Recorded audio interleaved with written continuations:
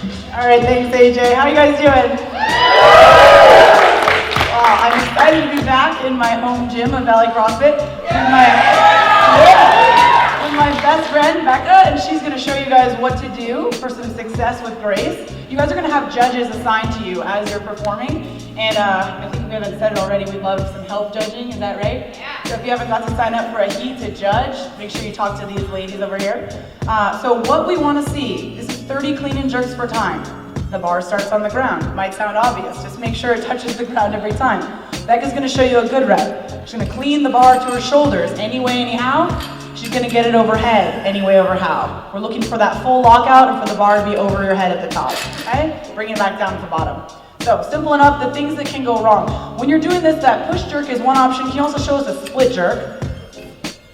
Splits her legs, leaves the bar overhead, and then returns her feet to directly under the center. So that's an important one if you're going to do the split jerk.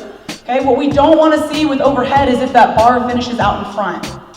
It's really hard to do, but if we see that, we're going to call you out on it. We want the bar directly over your head. So what we're looking for basically is that some part of your face is in front of your arm. Okay, so from the side. Becca's able to get her whole ear in front of her arm. All we're looking for is some part of your face, okay?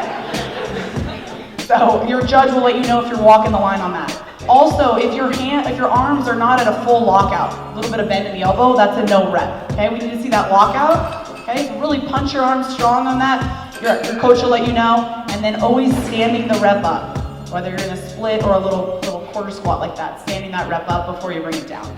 Cool? Any questions on that stuff? All right, you guys have done it before, you understand.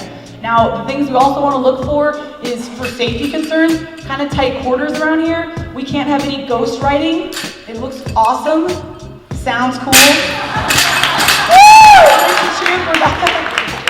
We don't want to see any of that. That bar can go haywire, we don't want to ruin the equipment. Okay, so if you're finishing your last rep or you're dropping the rep somewhere in the 30s, before 30, you're gonna control it down, basically below the hip. If you release it below the hip, we're good. If you release it anywhere above that, it's a little too haywire. So just keep your hands on it.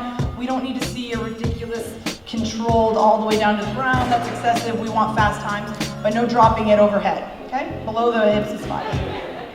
A little bit overkill there. Any questions at all?